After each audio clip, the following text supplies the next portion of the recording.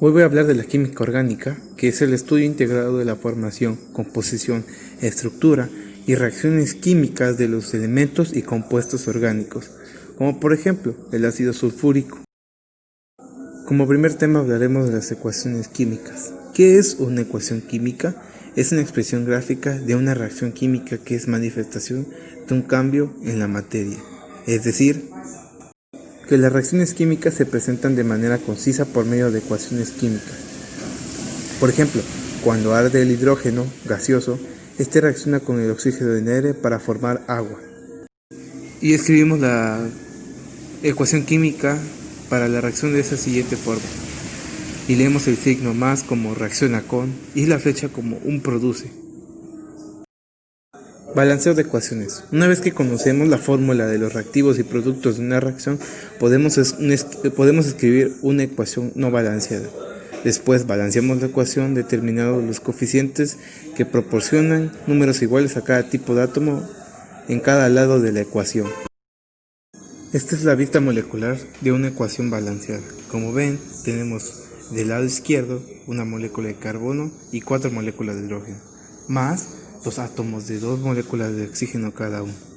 Y esto, al balancearse, quedaría como CO2 más H2O. Con fines recreativos, a continuación les mostraré un pequeño video sobre cómo se hacen las reacciones químicas en la vida cotidiana.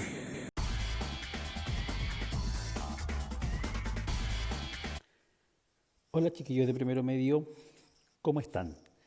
Bueno, en primero medio estamos estudiando las reacciones químicas de la vida cotidiana y yo acá tengo dos experimentos que pueden ser reacciones de la vida cotidiana que les voy a mostrar y luego ustedes van a hacer la tarea.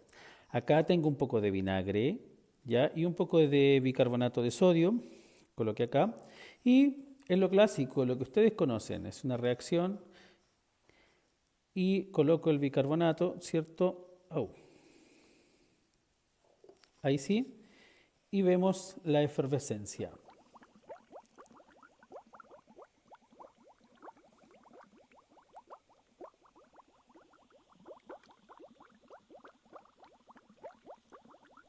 Sale un olor característico, ¿verdad? Y esa espuma se llama efervescencia, no se olviden.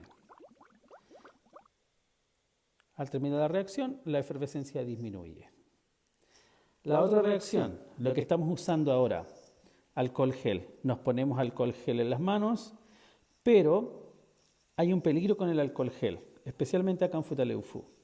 ¿Qué pasa si nosotros nos ponemos alcohol gel en las manos y luego echamos leña al fuego? Bueno, voy a colocar la llama del encendedor en el alcohol gel, ¿ya? Y veo que no pasa nada, ¿verdad? ¿Y qué pasa si coloco un papelito?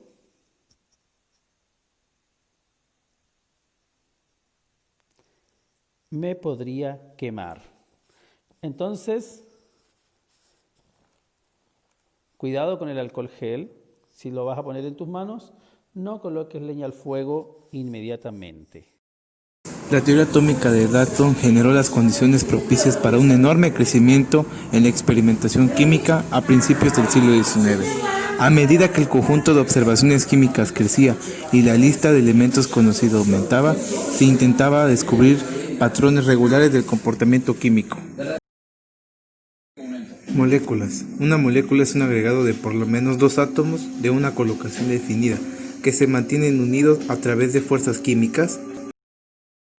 La masa atómica promedio es la masa atómica ponderada de todos los isótopos estables e inestables de este elemento químico que existe en la naturaleza, teniendo en cuenta su prevalencia natural. La composición porcentual en masa es el porcentaje de masa de cada elemento presente en un compuesto. A continuación un video de cómo calcular la composición porcentual. Vamos a aprender a calcular el porcentaje de masa de un elemento en un compuesto mediante este ejercicio que dice cuál es el porcentaje de masa del hidrógeno en el agua. O sea, en otras palabras, qué porcentaje de la masa de todo este compuesto aporta el hidrógeno. Eso es lo que vamos a calcular. Y esto es bastante sencillo. Y para poder resolverlo vamos a aplicar una fórmula muy sencilla. que es esta que está aquí. Así que encontremos este número de arriba. Veo que tenemos aquí H2O. Y voy a hacer por aquí el cálculo, que es un cálculo sencillo. Digamos, hidrógeno.